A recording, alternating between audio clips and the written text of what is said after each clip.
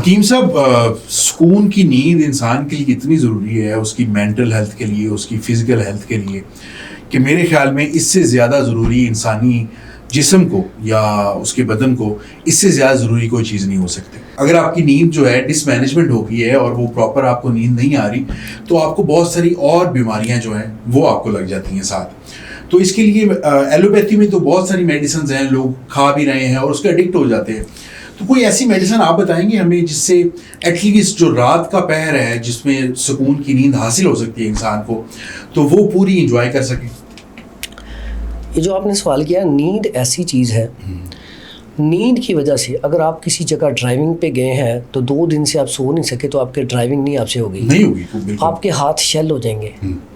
نیند جو لوگ کم لیتے ہیں اس کا نقصان ہوتا ہے، ان کے جتنے عضلات، اعصاب اتنے کمزور ہو جاتے ہیں کہ وہ ہارٹ اٹیک کی طرف چلے جاتے ہیں، فالج کی طرف چلے جاتے ہیں، رشا ایک بیماری ہاتھ کانپنا اس کی طرف چلے جاتے ہیں. اس لیے نیند کا ہمیں، اب نیند جس کی کم ہوگی اس کی خون کا لیول ہیموگلوبن بھی کم ہونا شروع ہو جائے گا. بالکل میں اس کی طرف آؤں. جتنے بھی کمزور افراد ہیں نیند پوری نہیں آتی، وہ نیند لازمی پوری کریں. اور نیند کی کمی ہوتی کیوں؟ ڈرائنس، خشکی. اب ہوتا ہے کیا، ہمارے جو ماحول ہے، اب کسی نے پڑھنا ہے نا، اسے نیند آ رہی تو وہ چائے کا کپ پی لے گا. آپ کوئی کام کر رہا ہے، اسے نیند نہیں آ رہی ہے تو وہ کیا کرے گا؟ یا نسوار یا چائے یا نسوار یا کافی کا کپ پی لے گا. اب وہ ایسی چیزیں استعمال کرے گا جس سے نیند اڑے. اب 1-2 دن وہ خود اڑائے گا، بعد میں وہ عادی ہو جائے گا. بالکل. اب کچھ لوگ ایسے بھی ہیں جن کا لائف سٹائل کا ایشو ہوتا ہے، وہ رات کو بستر پہ لیٹے ہیں، وہ موبائل دیکھ رہے ہیں، عادت بن گئی ہے، رات کو 3 بجے تک سوتے نہیں ہیں. 3 بجے سوئیں گے، صبح 10 بجے تک اٹھیں گے نہیں. 11-12 بالکل. اب پھر وہ آگے گلا کیا کرتے ہیں، رات کو میں نیند نہیں آتی، صبح ہم سے اٹھا نہیں جاتا. میں کہنا آپ کی نیند صحیح ہے، لائف سٹائل.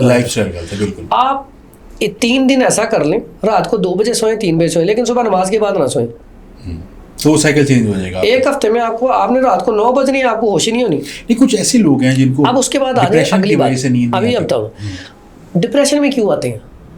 اعصاب ورکنگ کرنے کم کر دیتے ہیں، دل کمزور ہو جاتا ہے، خوف کی کنڈیشن، مجھے کچھ ہو نہ جائے، انزائٹی، ڈپریشن میں آ جاتے ہیں. اب اس میں بعض ایسے لوگ بھی ہیں جن کو ایچ پائلوری ہو جاتا ہے، اس میں غذا والی نالی کے اندر لیکٹوبیکٹر ایک بیکٹیریا وہ بیٹھ جاتا ہے. جیسے ہی کھانا ختم ہوتا ہے وہ میدے کو کھانا شروع کر دیتا ہے، وہ بیکٹیریا. اب میدے کو جب کھاتا ہے تو کھو پڑتی ہے. بعض ایسے پیشنٹ جنہیں کانسٹیپیشن ہونا شروع ہوتی ہے، جلن. بعض ایسے پیشنٹ ہیں جنہیں اسٹول بار بار آنا شروع ہوتا ہے. دونوں صورتوں میں خوف اتنا بڑھ جاتا ہے کہ انسان باتھ روم بھی جاتا ہے تو دروازہ کھلا چھوڑ کے جاتا ہے. 2 مہینے 3 مہینے گھر سے نہیں نکلتا. ایسا بندہ بزنس بھی نہیں کر سکتا، خوف. اور یہ ساری علامتیں، اس کو نیند بھی سکون کی نہیں آتی. اب نیند کے لیے سب سے بہترین چیز ہے، پیچھے جو وجہ ہے وہ نیند کی کمی. نیند اور چائے جو نیند کو اڑاتی ہے، کیفین. آپ اس میں کافی بھی لگا لیں، اور آپ اس میں جتنے بھی نشہ آور ادویات ہیں جو خوشک ہے وہ بھی لگا لیں. اب اس میں کرنا کیا، بڑا سادہ سا نسخہ ہے. ایک تو آپ نے پانی زیادہ پینا ہے، ٹھیک ہے. سبزیاں، پھل اور سلاد، فائبر کا استعمال زیادہ کرنا ہے. یہ ساری چیزیں، فائبر کیا کرے گا، رطوبت بڑھائے گا. جب رطوبت بڑھے گی تو نیند آئے گی. ڈرائنس کا، خشکی کا توڑ کیا ہے، تری. اب تری میں کیا، روغنے بادام. ٹھیک ہے. روزانہ 1 چمچ روغنے بادام گرم پانی یا دودھ میں ڈال کے پینا شروع کر دیں، نیند ایسے آئے گی. 5-10 دن لگیں گے، اس کے بعد نیند آنا شروع ہو جائے گی. کیسٹر آئل اتنی کمال کی چیز ہے، آپ کو نیند نہیں آ رہی، آپ کیسٹر آئل پینا شروع کر دیں. 1 چمچ روزانہ گرم پانی یا دودھ میں کھانے کے 2 گھنٹے بعد پی لیا کریں. تھوڑی سی چہل قدمی کریں، سو جائیں. اس کے علاوہ نیند کے لیے پہلے ہمارے بزرگ پتہ کیا کہتے تھے، جب کوئی ہاٹم دیکھا نا بیٹھا سویا ہوا تو پتہ کیا کہتے تھے، لگتا ہے نا لسی پیتی ہے. یہ دیکھیں لسی سے بھی نیند آتی ہے. آپ کو نیند نہیں آتی، آپ لسی بنا کے پی لیں، لسی سے نیند آ جائے گی. لسی سے نیند آتی ہے واقعی ایسی. اب کیا اس نے رطوبت پیدا کی نا. اس کے بعد دودھ ٹھنڈا کریں، سبز الائچی اس میں ابال کے ٹھنڈا کر لیں. نیند کے لیے کمال کا رزلٹ ہے. اس سے بھی بڑھ کے کا نسخہ بتانے لگا، کمال کا نسخہ ہے. اپنی ناف کے اندر اتنا سارا سرسوں کا تیل ایک دن روغنے زیادہ. یہ ناف والی بات آپ نے بڑی زبردست کی، بیکاز اس پہ بہت ساری چیزیں سنی ہیں ہم نے سر، کہ ناف پہ تیل لگانے سے اور ناف پہ ایسا کرنے سے آپ کو بڑے فائدے ہوتے ہیں، اور لوگوں کو ہوئے ہیں اس بات پہ. ہاں میرے پاس پیشنٹ ہے. یہ کیا وجہ ہے کہ کیا اس کا میکینزم ہے؟ اس کے دیکھیں نا، اللہ نے ایک نظام بنایا. جو ہمیں خوراک ملتی ہے پیٹ کے اندر، کہاں سے ملتی ہے؟ یہی ناف، ناڑو کاٹتے ہیں. بالکل بالکل. یہ سارا کچھ تو ناف کے ذریعے چل رہا ہوتا ہے. اس کا پوری باڈی کے ساتھ بڑا گہرا تعلق ہے.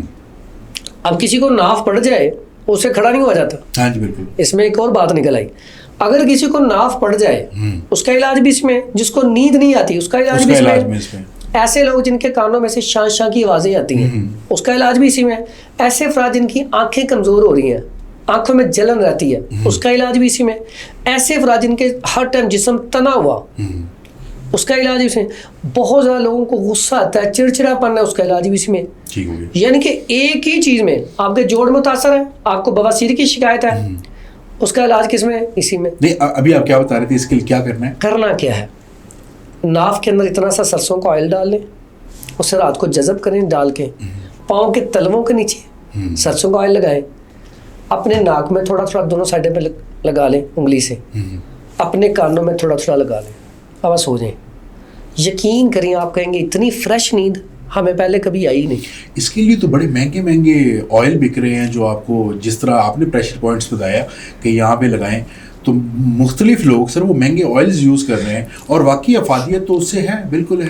تو اس سے بہتر نہیں آپ گھر میں یہ جو آپ نے اس کے لیے نیند کے لیے لیونڈر آئل, اس تو خدوس کا آئل بڑا اچھا ہے, یہاں پہ مساج کر لیں. لیکن آپ دیکھیں پہلے جو ہمارے باؤ اجداد تھے, چھوٹے ہوتے مائیں کیا کرتی تھیں, ایک تو جسم کی مالش کرتی تھیں, نہیں تو کانوں میں تیل ڈال دیا, ناک میں تیل لگا دیا, مالش کر دی. اب تیل کے کتنے فائدے ہیں, ہماری صحتیں بغیر کسی چیز کے بالکل ٹھیک رہی ہیں. آج ہم نے اس کو چھوڑا, پھنس گئے, ہم نیچر سے دور ہوتے گئے اور اتنی ہی بیماریاں ہمیں جگڑتی گئی. پہلے وٹامن ڈی کی کمی کیوں نہیں ہوتی تھی, بچے صحت مند کیوں ہوتے تھے, مائیں سرسوں کا تیل مالش کر کے یا دیسی گھی کی مالش کر کے بچوں کو دھوپ میں بٹھا دیتی ہیں تھوڑی دیر. اب وٹامن ڈی کا سب سے بڑا سورس کیا ہے, سورج. اس سے بڑھ کے کوئی دوائی بن ہی نہیں سکتی. تو اب ہوتا کیا تھا, جب دھوپ میں بیٹھتے بزرگوں کو, میں نے اپنے دیکھا, اپنے میرے دادا کو, مول صاحب نے تیل کی مالش کر لگا کے نا ہر جمعے کا دن رکھا تھا, تیل کی مالش کرنی, دھوپ میں تھوڑی دیر بٹھانا, اس کے بعد نہانا نیم گرم پانی سے, فٹ. تو اس لیے یہ کام ضروری ہے نیند کے لیے. یہ ساری ناف میں آپ نے تیل لگانا ہے, اپنے پاؤں کے نیچے تیل لگانا ہے, اور کان کے ادھر. تو یہ تو بڑے اچھے پریشر پوائنٹس ہیں, اس پہ تو بڑی ریسرچ ہوئی ہے. حکیم صاحب, ایلوپیتھی میں تو آج کل چائنا یہ کلیم کر رہا ہے کہ اس نے ایک ایسی میڈیسن بنا لی ہے جس سے آپ 150 سال تک زندہ رہیں گے, اور 150 سال کا بندہ 30 سال کے برابر دکھائی بھی دے گا, اور اس کے وہ سارے حواس اور سارے اس کے سینسز وغیرہ ویسے ہی کام کریں گی. کیونکہ طب اب حکمت کی طرف جا رہے ہیں اور لوگ سارے اس پہ بڑا اس سے فائدہ بھی اٹھا رہے ہیں. تو طب میں کچھ ایسی چیز ہے جس سے جھریاں اور مختلف قسم کے جو آپ کے اسکن کی ایشوز ہوتے ہیں, بوٹوکس کرواتے ہیں, تو ان کے لیے کوئی اینٹی ایجنگ فارمولا ہے طب میں؟ سر اس میں سب سے پہلی بات یاد رکھیں کہ یہ کوئی مشکل کام نہیں ہے. آج بھی پوری دنیا میں اگر سب سے زیادہ لمبی عمر کوئی گزار رہے ہیں نا, تو وہ ہمارے پاکستان کا جو علاقہ ہے نا, ہنزا, بالکل اس ایریے کے لوگ گزار رہے ہیں.